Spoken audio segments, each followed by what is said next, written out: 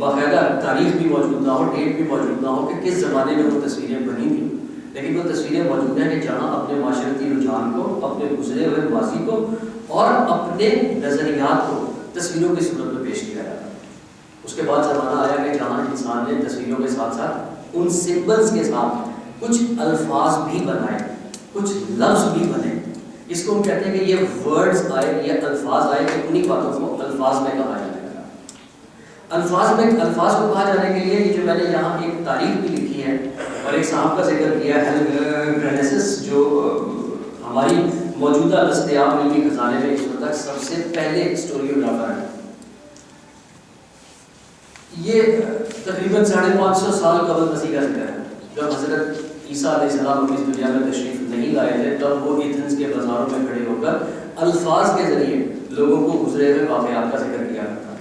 کیا واقعات ایسا ہی ہے کہ یہ صرف 550 سال کی تاریخ ہمارے پاس ہے، اس سے پہلے ہمیں کچھ نہیں پتا کہ کیا ہوا؟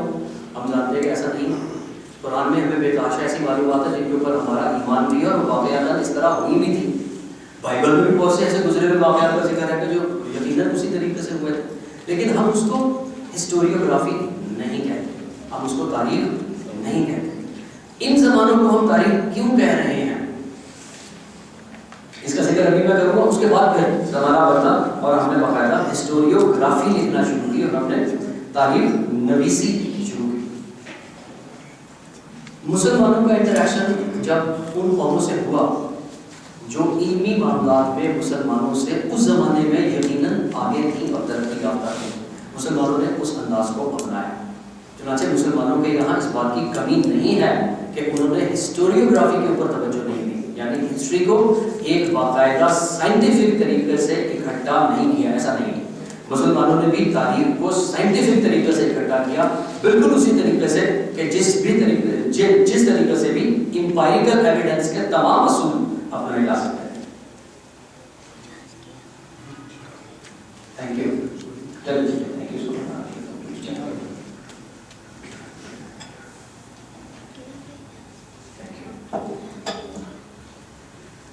جیسا آپ لوگوں نے دیکھا ہے کہ ہسٹوریوگرافی کے کچھ ایلیمنٹس ہیں اور یہ لازمی ایلیمنٹس ہیں۔ کسی بھی تاریخ کا جائزہ لیتے ہوئے یا کسی بھی تاریخ کو اتھینٹک سمجھنے کے لیے یا مستند سمجھنے کے لیے یہ کافی نہیں ہوتا کہ یہ تاریخ صرف تبدیل ہے، نام ہی کافی ہے، صرف نام ہی کافی نہیں ہے۔ ہمیں ابھی جیسا آگے چل کر ہم دیکھیں گے کہ کن تاریخوں کو ہم مستند سمجھیں اور کن وجوہات کی بنا پر مستند سمجھیں۔ اس میں سے کچھ وجوہات تو یہ ہے جو ہسٹوریوگرافی کی بنیاد ہے کہ اگر یہ چیزیں موجود نہیں ہیں تو ہم کہیں گے کہ یہ تاریخ مستند نہیں ہے۔ مثلا سب سے پہلے تاریخ کا اندراج ہونا ضروری ہے، واقعے کا اندراج کہ وہ کس زمانے میں رونما ہوا۔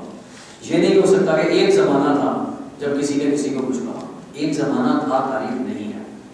یہ ہو سکتا ہے کہ وہ کسی واقعے کو بیان کر رہا ہو لیکن وہ تاریخ نہیں ہوگا۔ ہمیں باقاعدہ طور پر دن، سال، مہینہ اور وقت کا بھی تعین کرنا پڑے گا کہ یہ کس وقت کہا گیا، ممکن ہوا یا رونما ہوا۔ جس خاص واقعے کا ذکر کیا جا رہا ہے اس کی لوکلائزیشن کا مطلب ہے کہ وہ کس خطے سے متعلق ہے، اس خطے کے بارے میں معلومات ہونا ہسٹوریوگرافی کے لیے بہت زیادہ ضروری ہے۔ اگر آپ اس خطے کی معلومات نہیں رکھتے، اس علاقے کی، اس جگہ کی معلومات نہیں رکھتے یا کسی ہسٹری میں وہ چیزیں مسنگ ہیں تو بہت سارے سوالات آپ کے ذہن میں اٹھیں گے۔ جس طرح کہ میں آگے چل کے کچھ جگہوں کا آپ کو تعارف بھی کراؤں گا اور جو واقعات کربلا کے ساتھ منسلک ہیں ان کا بھی جائزہ لیں گے کہ وہ واقعات ان امپائریکل ایویڈنسز کے اوپر پورے اترتے ہیں یا نہیں اترتے، اور کون سے واقعات اور کون سی کتابیں ایسی ہیں کہ جہاں یہ چیزیں ہمیں مل جاتی ہیں۔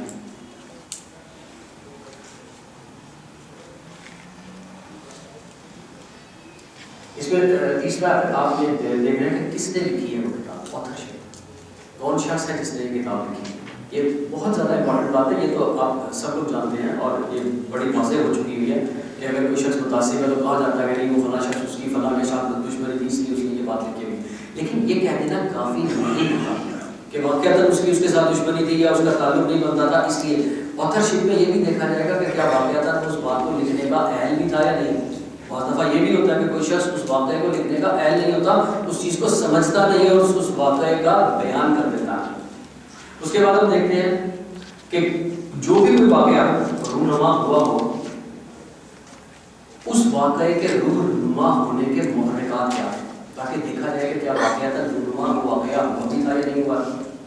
یہ بہت زیادہ ضروری ہوتا ہے کہ اس سے پہلے انسانی ماحول یا انسانی نفسیات میں، جس طرح انسانی نفسیات ہے، یقیناً امپیریکل ایویڈنس کا میں نے نام دیا، ہم تمام انسانوں کو منجملہ ایک قوم کو اٹھا کر کہیں لیبارٹری میں نہیں لے کر جا سکتے، لیکن نفسیات کو ہم سائنس کہتے ہیں۔ آج نفسیات نے ہمارے لیے ایک مشترک عنصر ذہن دریافت کیا، اور اس ذہن کے کچھ پیرامیٹرز ایسے ہیں کہ وہ ایک خاص تسلسل کے ساتھ اپنا عمل سر انجام دیتے ہیں، اور تمام انسان چونکہ ہمیشہ سے اسی دنیا کے پاسی ہیں، اسی دنیا کے رہنے والے ہیں، کوئی شخص مریخ سے یا مشتری سے یا چاند سے نہیں آیا، اس لیے ہمارے لیے آج آسانی ہے کہ انسانوں کی اور قوموں کی نفسیات کا جب ہم جائزہ لیتے ہیں تو اس میں ہمیں کچھ مشترک عناصر ایسے نظر آتے ہیں کہ ہم ان کا تجزیہ کر سکتے ہیں اور ان کے امپیریکل ایویڈنسز معلوم کرنے کے بعد نتائج اخذ کر سکتے ہیں۔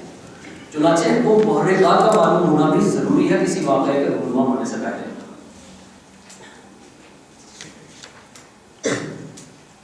کتنی اوریجنیلٹی ہے کسی واقعے کو بیان کرنے میں، یعنی جس آتھر نے وہ واقعہ بیان کیا ہے، کیا واقعتاً وہ چشمدید گواہ ہے، کیا واقعتاً وہ اس وقت وہاں موجود تھا یا اس نے کسی دوسرے سے سن کے اس واقعے کو نقل کیا۔ یہ ایک بہت امپورٹنٹ فیکٹر ہے ہسٹوریوگرافی، اور یقیناً ایسے تمام وہ عوامل جو سننے کے اوپر یا باقی پہلی چار باتوں کو لیک کر رہے ہوں، ان کی حیثیت کسی حد تک کم ہو جاتی ہے۔ جنرلی ہم یہ سمجھتے ہیں کہ شاید کریڈیبلٹی کا تعلق ان سارے عوامل کے ساتھ ہے، لیکن ایسا نہیں ہے۔ جیسا ہم نے دیکھا اور جیسا ہم نے اس سے پہلے ابھی حصے کو دیکھا تھا کہ چشمدید گواہ کون ہے، موقع کا گواہ اگر کوئی موجود ہے جس نے اس واقعے کو دیکھا ہے تو اس واقعے کی ویراسٹی اور اس واقعے کی اہمیت دو چند ہو جاتی ہے۔ اسی لیے اس کی انٹیگریٹی کو یہ چیلنج کیا گیا کہ جو شخص وہ واقعہ دیکھ رہا ہے وہ کس حد تک دھوکہ کھائے بیٹھا ہے اس واقعے کے بارے میں یا پری مائنڈ لے کر بیٹھا ہوا ہے۔ کیا ایسا ممکن ہو سکتا ہے؟ ہم کہتے ہیں یقیناً ہو سکتا۔ نظر سب سے زیادہ دھوکہ کھا سکتی ہے۔ اس نے کتنے فاصلے سے دیکھا ہے، کیا واقعتاً وہ ساتھ کھڑا ہوا تھا یا نہیں کھڑا ہوا تھا۔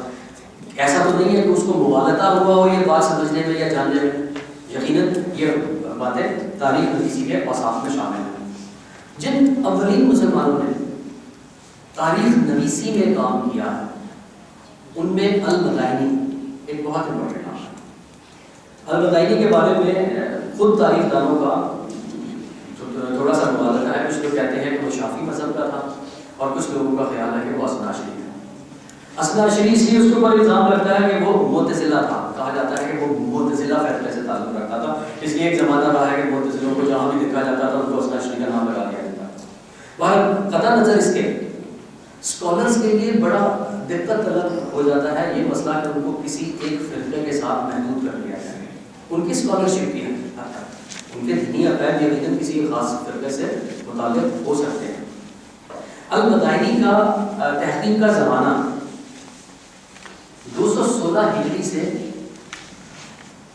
اور 236 ہجری کے درمیان ہے، یعنی اولین زمانہ ہے، اور کربلا کے بعد کے قریب زمانوں میں اس کا شمار ہوتا ہے۔ میں یہاں یہ بھی عرض کرتا چلوں کہ المدائنی نے بھی خود مقاتل لکھے ہیں، اور یہ بہت سے موقعوں پر ان لوگوں سے ملا ہے کہ جو موقع کے گواہ تھے اور اس نے ان سے لکھا۔ ابھی جب ہم پڑھیں گے کہ کس طریقے سے مقاتل لکھے گئے اور تاریخ اس طرح ڈیولپ ہوئی، اس میں آپ کو بتاؤں گا۔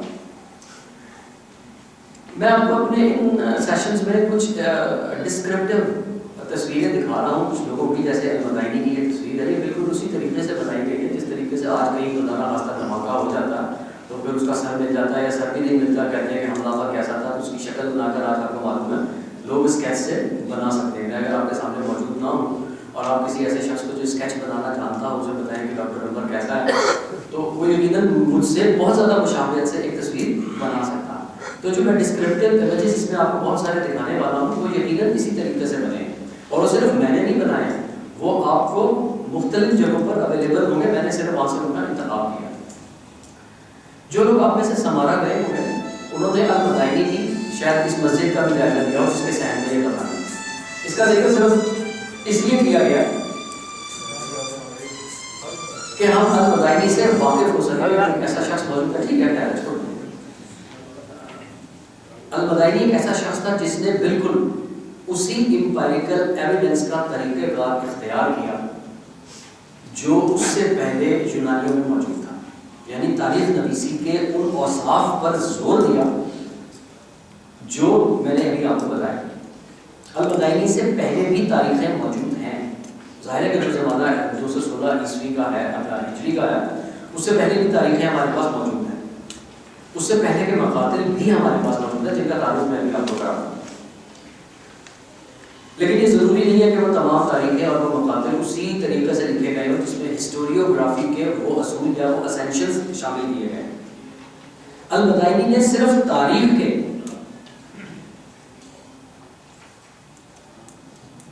پیرامیٹرز طے نہیں کیے یا اس کے اسینشلز کے اوپر بات نہیں کی. اس کا بیسک فوکس حدیثوں کی کلیکشن تھا.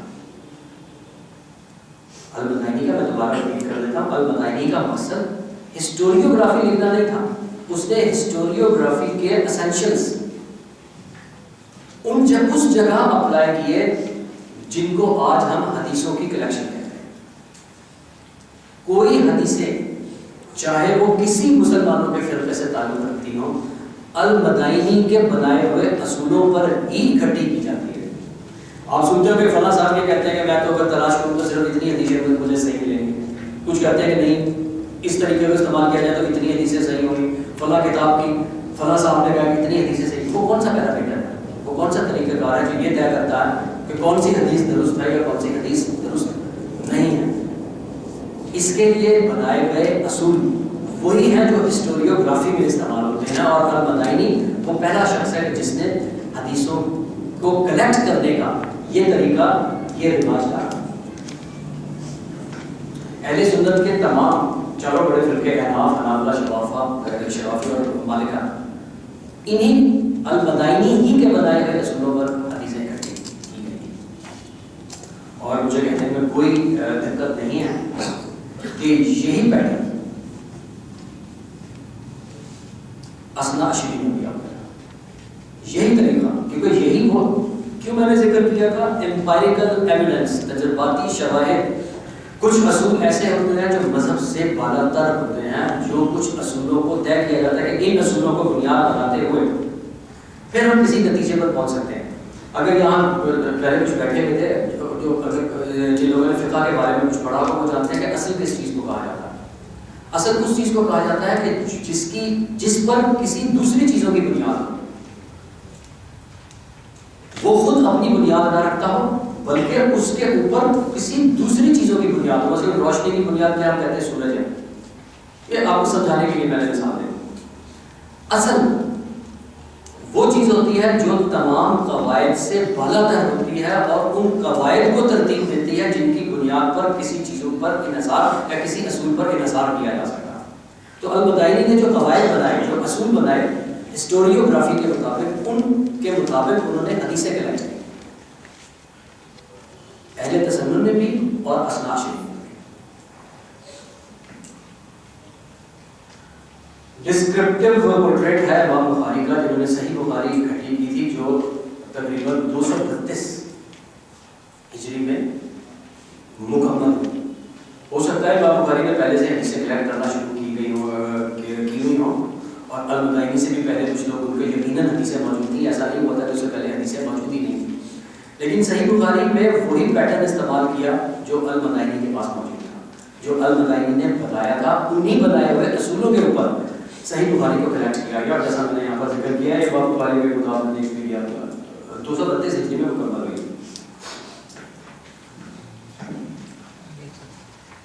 یہ بھی دو ڈسکرپٹیو امیجز ہیں حضرت یعقوب مدنی کے اور حضرت شیخ الطائفہ. شیخ الطائفہ نے یہ پہلے آپ کے اسنا عشری عالم ہیں جن کی